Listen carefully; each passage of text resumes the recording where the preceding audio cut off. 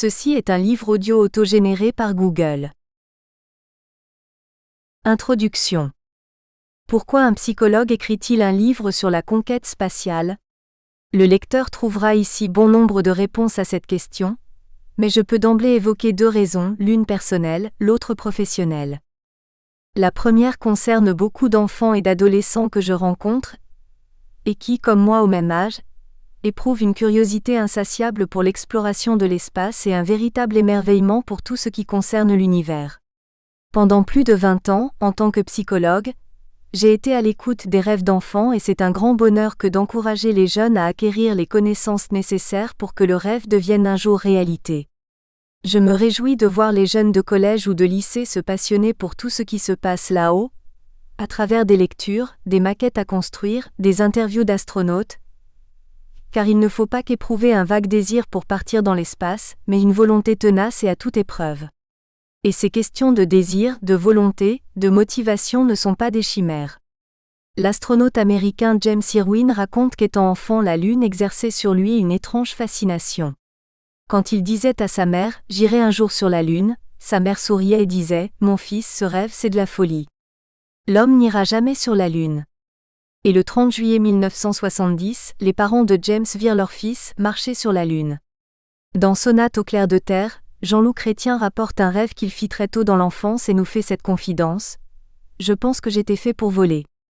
Flotter parmi les étoiles était mon destin. » Évidemment, même si aujourd'hui cela paraît lointain, il y eut Youri Gagarin, le premier homme à explorer l'espace, le 12 avril 1961, j'avais 11 ans, puis Neil Armstrong et Buzz Aldrin, sans oublier Michael Collins restés en orbite, qui posèrent le pied sur la Lune le 20 juillet 1969, j'avais tout juste 20 ans. Un des idéaux de l'homme était alors réalisé, et l'événement fut suivi dans le monde entier. En plus de son rameau d'olivier, le pigargue américain rapporta 21 kg de roches lunaires qui furent analysées pour faire progresser le savoir de tous les hommes.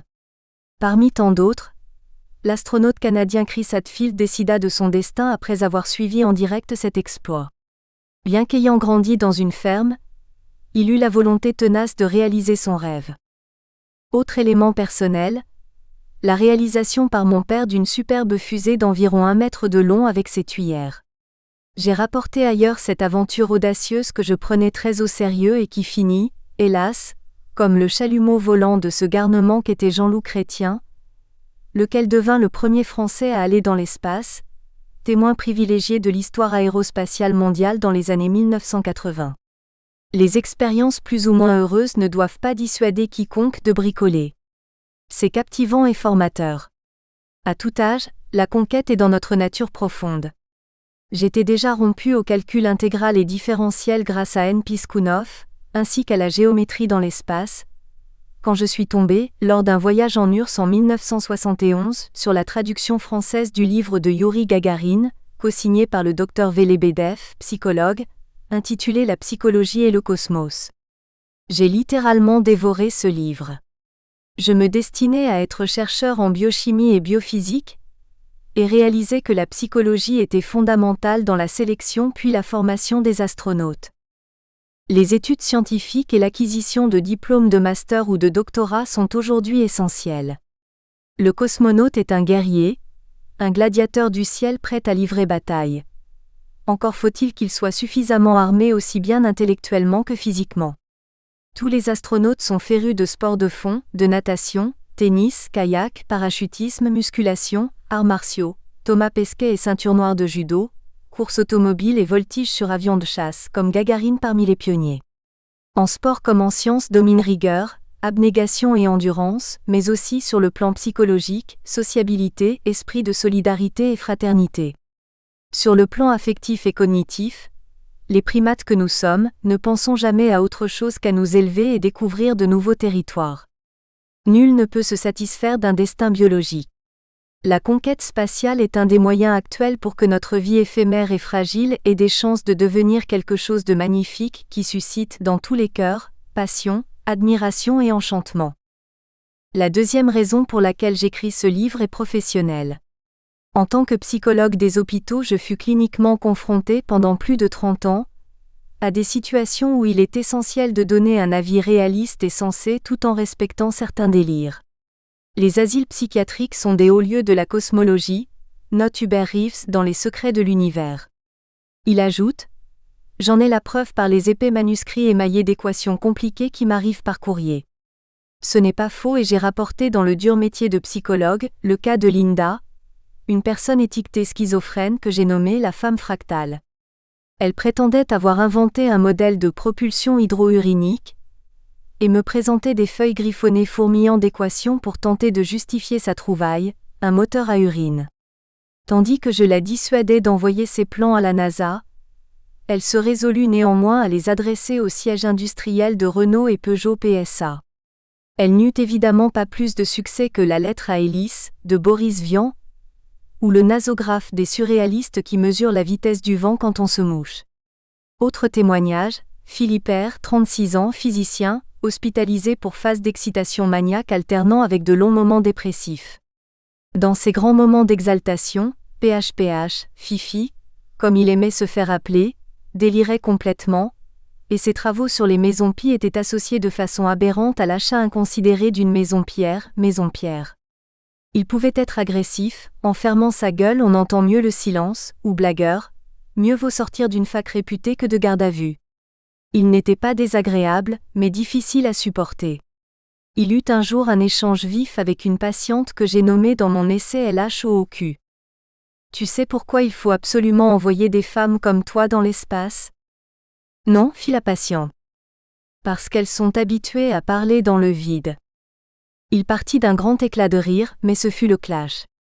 Je songe aussi à Anno. Rien à voir avec l'Anao du maître viennois, une anorexique de 22 ans, 38 kilos, 1,76 m, gravement atteinte. Persuadée qu'elle était énorme, elle s'infligeait un esclavage psychique redoutable et des diètes terribles. Elle aurait voulu être transparente, immatérielle, et dans mon essai sur l'anorexie je l'ai nommée Mademoiselle Zéro. Un jour, inquiet et agacé par ses obsessions nutritionnelles tyranniques, je lui ai dit « Devenez astronaute.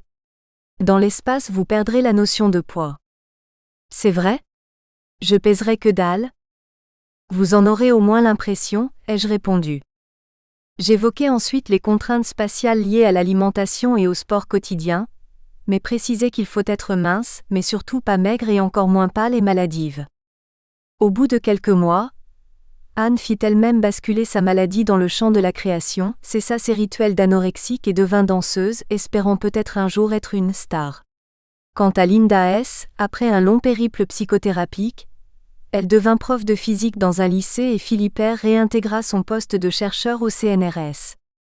J'aimerais sur ce point nuancer le jugement d'Hubert Reeves. En effet, n'oublions pas le génie réel de certains délirants dont l'un des plus connus est le mathématicien Georg Cantor, hospitalisé maintes fois dans une clinique de Leipzig et qui n'en est pas moins le père de la théorie des ensembles, ou même les idées qui parurent à l'époque complètement farfelues d'un certain Riemann qui prétendait, contre Euclide et Aristote, que deux droites parallèles peuvent se croiser. Ainsi naissait grâce à cet original une forme géniale et révolutionnaire de géométrie qui sera dite non euclidienne. Même s'il y a beaucoup de délires cosmiques comme ceux du fameux président Schreiber si cher aux Freudiens, souvenons-nous avec Gaston Bachelard que parfois la raison s'enrichit de la déraison. J'en viens maintenant au test. Les psychologues sont habitués à réaliser des batteries de tests de personnalité, de performance, de fiabilité, de concentration, de motivation. Ils connaissent l'usage sélectif des échelles d'anxiété, d'assertivité, d'aptitude cognitive et comportementale, de réactivité émotionnelle et de sociabilité. Ils sont particulièrement vigilants concernant la cohérence entre quotient intellectuel et gestion des conflits. Par exemple, lors d'entretiens de sélection, il est important de prendre en compte les aptitudes logiques, dans les tests de logique visuelle ou numérique, mais aussi la gestion des émotions avec des tests de frustration comme le test de Rosenzweig. Pourquoi ? Parce qu'une personnalité névrotique, pour ne pas dire psychotique, peut, nous le verrons plus loin, se montrer précise, efficace, rapide, performante, mais émotionnellement instable et peu fiable. Je développerai aussi la question des motivations dans ce livre. C'est loin d'être une question simple même si la demande est explicite de la part d'un postulant.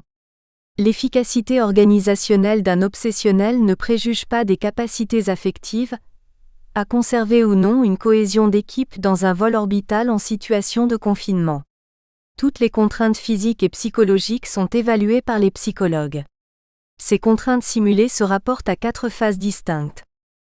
1. Le lancement, phase pendant laquelle le sujet doit supporter des vibrations et des accélérations très importantes.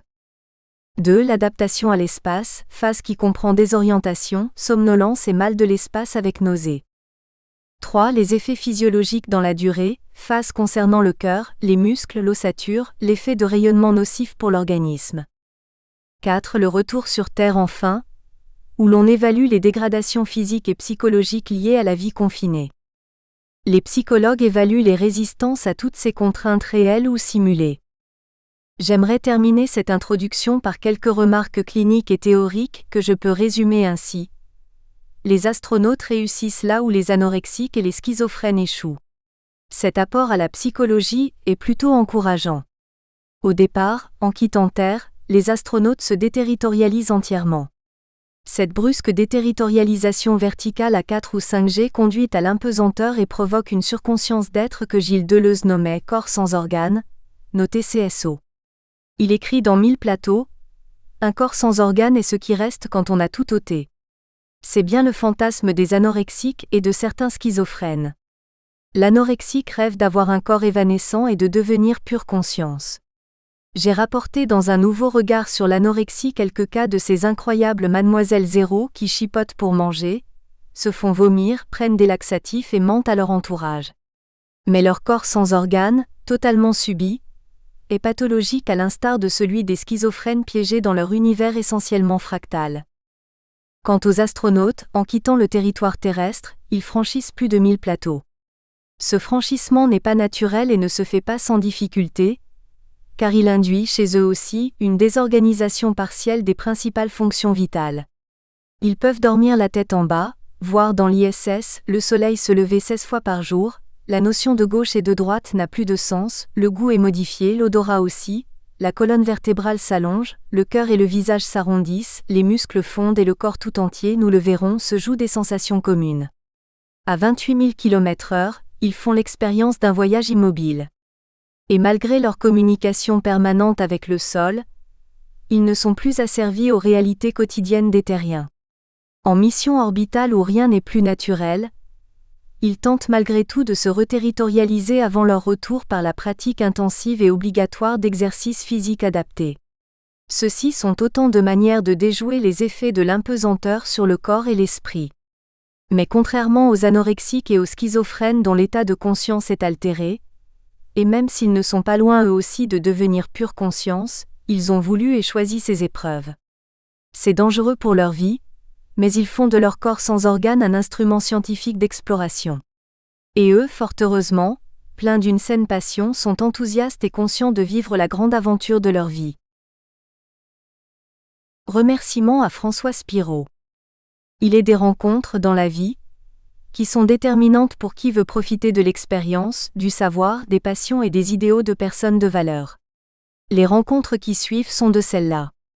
De ce point de vue, je dois beaucoup à François Spiro, responsable des vols habités au Centre national d'études spatiales, France.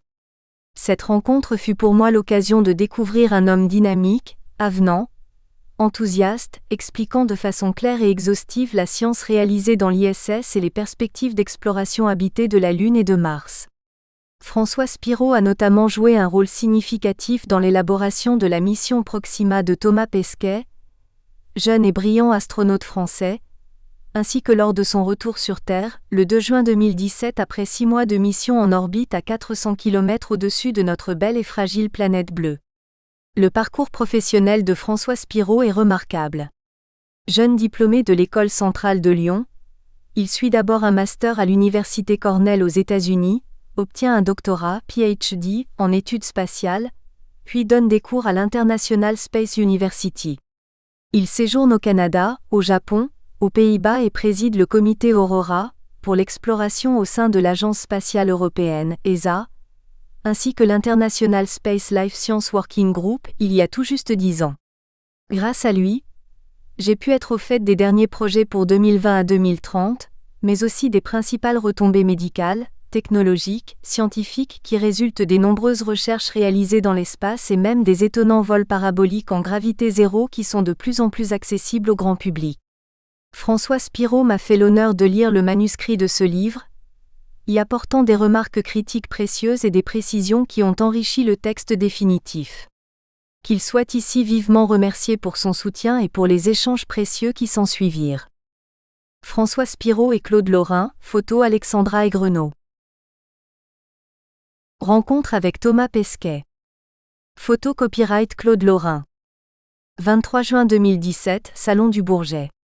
C'est pour moi une chance de rencontrer Thomas Pesquet, car ayant atterri le 2 juin, après 6 mois en impesanteur, il devrait normalement être encore en quarantaine entouré de médecins et de scientifiques. Pourtant, il en a décidé autrement. C'est assez courageux, car même s'il s'efforce de n'en rien laisser paraître, il souffre physiquement de son retour fulgurant et brinque-ballant sur Terre. Sa tête est lourde, les muscles de son cou sont très relâchés, son équilibre incertain, ses articulations douloureuses, ses mouvements encore peu assurés. Son iPhone lui a glissé des mains et il prend des douches assis sur un tabouret, mais malgré cela il n'est pas homme à se plaindre.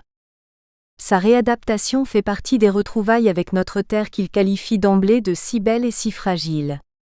J'ai pris la précaution de lui écrire quelques jours auparavant pour lui faire part de mon manuscrit, sachant que sa préoccupation pédagogique majeure est, comme pour moi, d'intéresser nos jeunes cerveaux aux disciplines et aux carrières scientifiques et technologiques.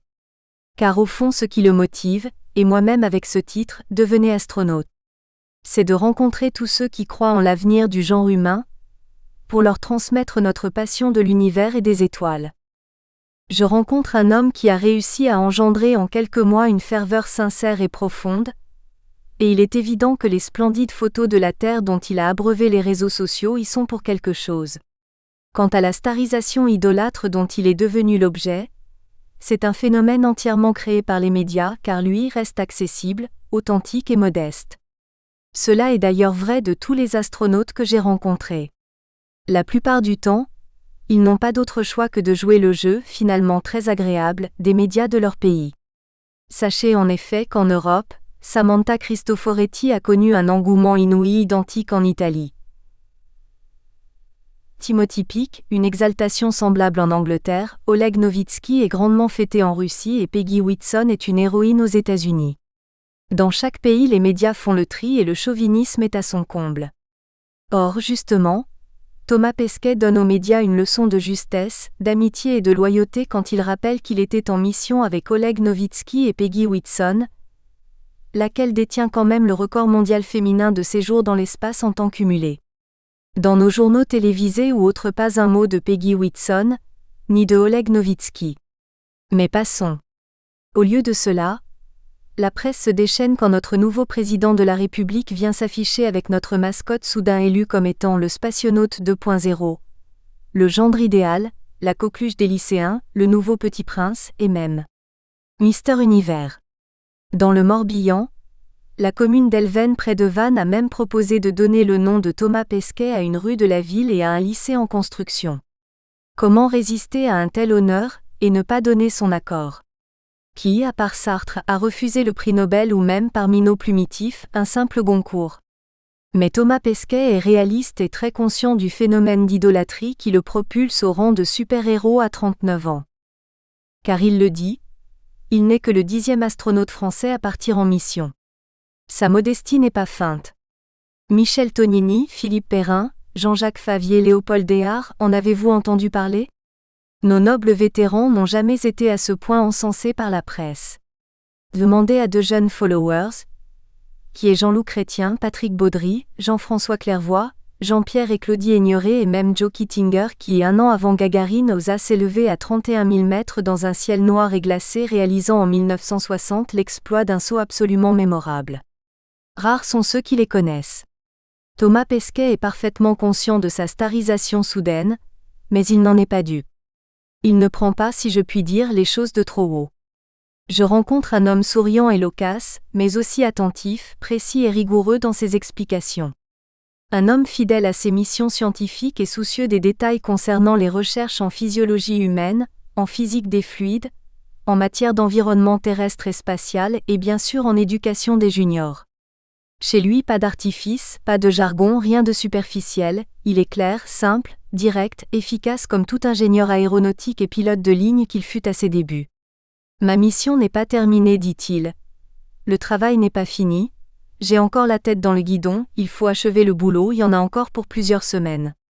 Mon collègue Oleg, lui, prépare déjà sa mission prochaine et quant à moi je ne me laisse pas aller, j'ai plein de projets. Il faut toujours avoir un objectif et faire de son mieux tous les jours. Pendant au moins 6 mois après une mission, on appartient toujours aux scientifiques et seulement ensuite on vit en étant disponible pour une nouvelle mission. Et en attendant d'être éventuellement resélectionné, on travaille à l'Agence spatiale européenne. Ensuite, s'il y a une nouvelle mission, on attend. Et le plus difficile, aussi étrange que cela paraisse, ce n'est pas l'entraînement intensif, c'est l'attente d'une nouvelle mission. Oleg, mon collègue russe, c'est l'homme le plus calme du monde. On se connaît depuis des années. Il a fait déjà des exercices de préparation pour aller sur Mars. Il faut savoir que toutes nos recherches sont issues de collaborations internationales. Quant à l'équipage de l'ISS, c'est un peu comme une famille. À son retour de mission, ce que Pesquet apprécie le plus après la présence de sa compagne, de ses parents, de ses amis, c'est, dit-il, l'overdose de 1000 sensations retrouvées, l'odeur de l'herbe mouillée, les couleurs qui semblent incroyablement contrastées, l'air pur, le vent. Toutefois, ce qu'il désire le plus, c'est retourner dans l'espace, aller encore plus loin sur la Lune et pourquoi pas sur Mars. Pour l'heure, il incarne l'idéal de santé qu'il promeut par son exemple selon la sentence millénaire, mens sana in corpore sano. En clair, pour devenir astronaute, étudiez, réfléchissez et faites en sorte que vos recherches ne fassent pas de vous, comme autrefois, un intello voûté, sédentarisé et bedonnant, mais une personne active, tonique, sportive, aventurière, aimant l'exercice et appréciant une alimentation saine. Je reprends tous ces éléments dans les pages qui suivent. L'initiative éducative de la mission Proxima avait pour mot d'ordre « Entraînez-vous comme un astronaute ». Elle a pour but de diffuser le savoir et de susciter des vocations. À ce jour, les expériences jeunesse et culture sont une réussite. En cette période morose et de crise aiguë des vocations, notre jeune héros nous suggère un moyen très sain de s'envoyer en l'air. Et ne dites surtout pas qu'à cause de l'impesanteur, sa parole n'a pas de poids. Sachez aussi que les astronautes du monde entier ne sont même pas 600 sur Terre. Ce sont donc des êtres rares, des personnes d'exception. Fréquentez-les sans modération. Chacun incarne en effet à sa manière à la fois un avenir désirable et un noble idéal, l'Homo spatialis. Rencontre avec John McBride. Décembre 2015. Cap Canaveral, Floride. C'est la veille de Christmas Eve. J'ignore encore totalement l'enjeu de ma rencontre. Le beau temps et la bonne humeur règnent depuis ce bel endroit qu'est Smyrna Beach. Je gare ma Nissan Midsize au parking, et m'approche du restaurant où l'on m'a donné rendez-vous. L'homme qui nous accueille, Katiouche et moi, a vu, si j'ose dire, le monde à l'envers et le soleil se lever au moins 16 fois en un seul jour. Il paraît immense dans sa tenue bleu roi de la NASA. Ses cheveux blonds bien peignés avec une raie impeccable comme je vais le voir sur des photos de lui lorsqu'il avait 30 ans sont devenus cendrés, mais son sourire avenant est celui d'un fringant jeune homme. Je suis alors sidéré par une ressemblance étonnante. Sa physionomie, son allure, son sourire sont ceux de mon instructeur de karaté Shotokan, Monsieur Jacques de Peretti. Un courant de sympathie passe immédiatement entre nous. Il nous serre une main chaleureuse mais tonique, Captain John McBride, astronaute. Il est 13h, le temps est splendide et je déjeune avec un astronaute américain. J'étais à 1000 lieues de penser que j'aurais un jour une telle opportunité. Je sais pourtant que rencontrer des hommes exceptionnels n'est pas inimaginable.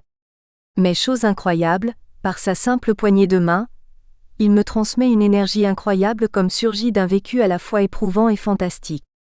Une énergie vitale issue des sensations et des instants précieux et rares vécus dans un environnement inaccessible pour le commun des mortels, le cosmos.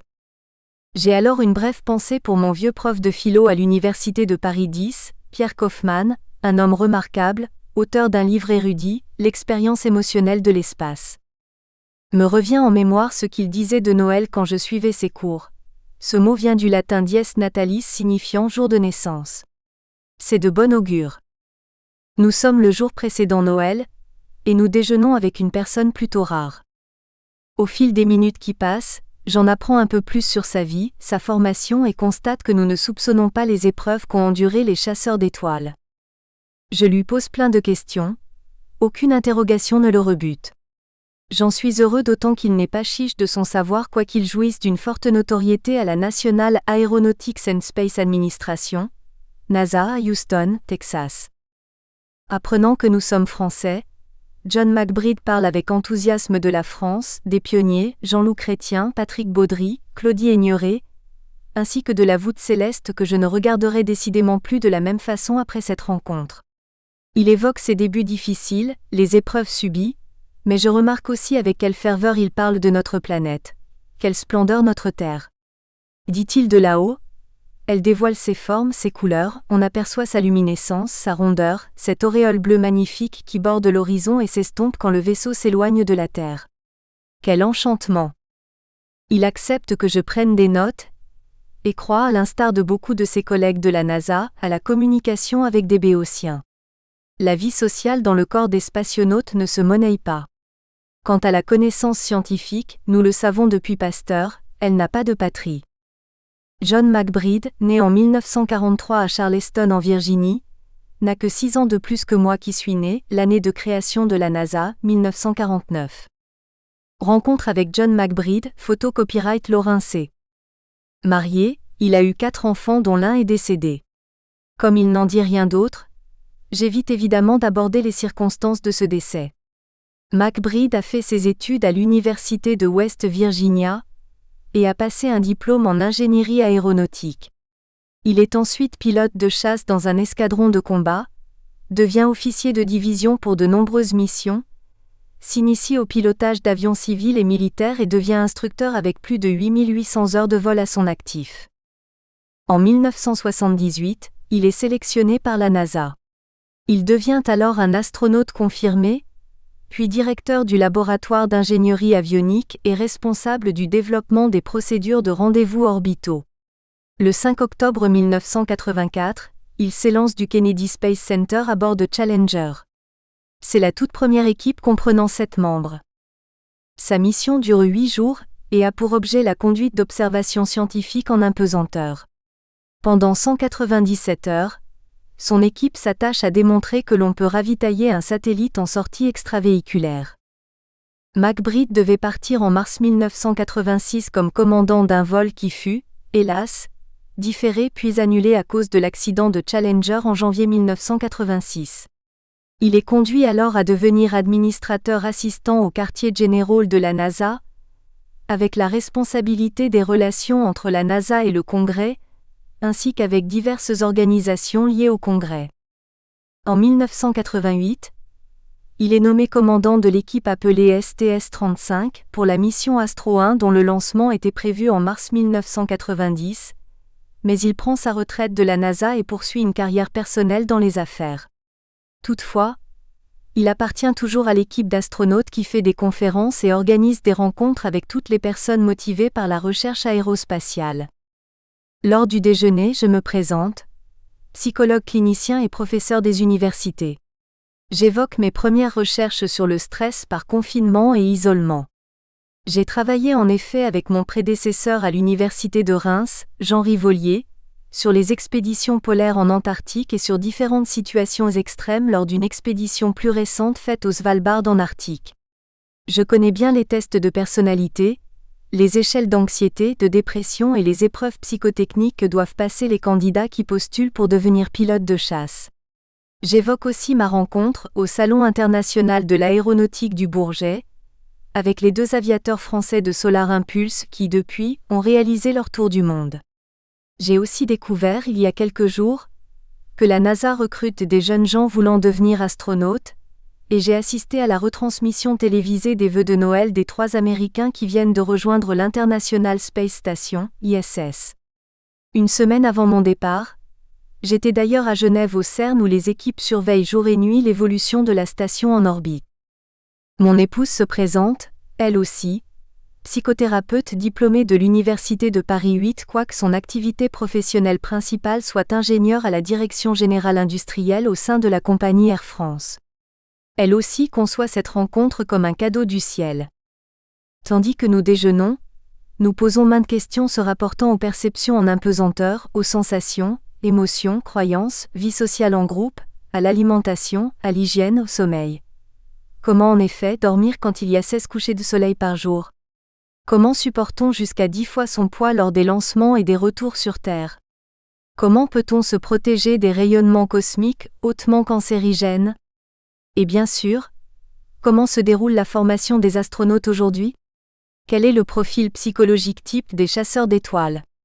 Quels sont les effets de l'impesanteur sur la santé lors de longs séjours?